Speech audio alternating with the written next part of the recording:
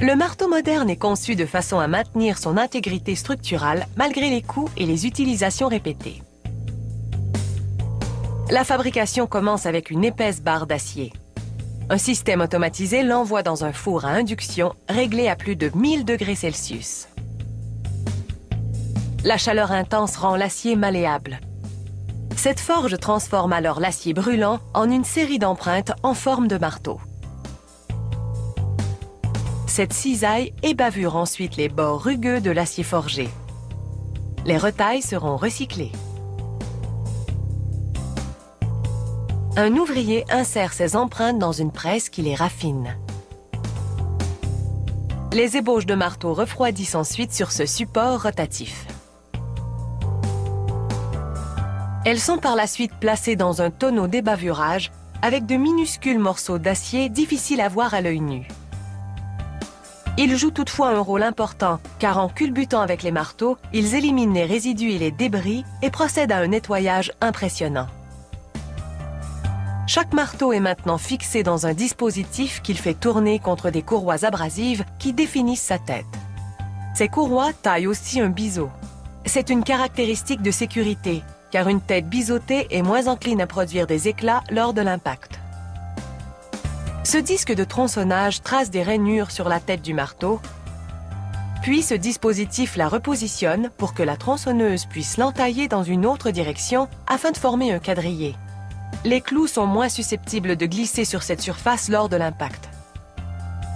Il est temps de procéder au trempage des marteaux.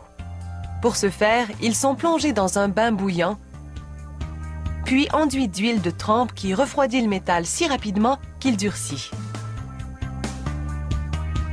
Ils sont ensuite polis à nouveau pour rendre l'acier luisant.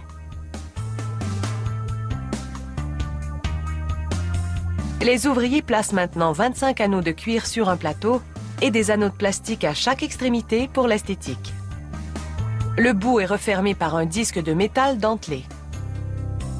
Le plateau est glissé dans un compartiment et le manche du marteau est inséré dans les anneaux.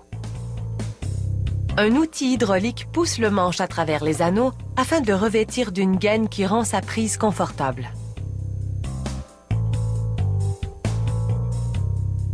L'extrémité du marteau est placée dans un étrier et un outil rotatif aplanit les dentures qui jaillissent de la plaque de métal, la fixant à la gaine de cuir.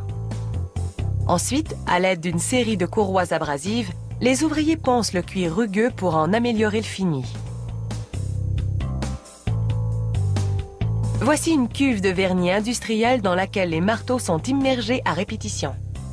En séchant, le vernis procure à la gaine de cuir un fini résistant et élégant.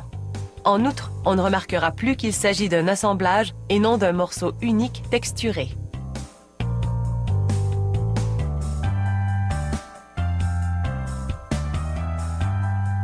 Pour obtenir un autre genre de finition, les ouvriers versent du vinyle liquide sur le manche d'un marteau inséré dans un moule. Le vinyle adhère au marteau en durcissant. Le moule imprime des alvéoles dans le manche qui rendront le marteau plus facile à agripper.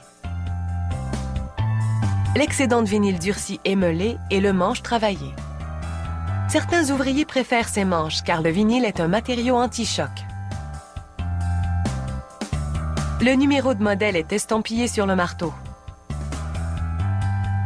Des pistolets à peinture vaporisent l'acier de vernis pour le protéger de la rouille. Les marteaux vont ensuite au four où la chaleur durcit le vernis.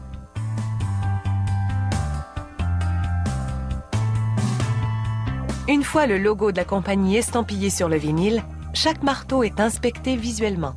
Ce n'est qu'après que le sceau d'approbation est apposé. Il faut environ une journée pour fabriquer un marteau. Et avec l'éventail de modèles proposés, chacun y trouvera son compte.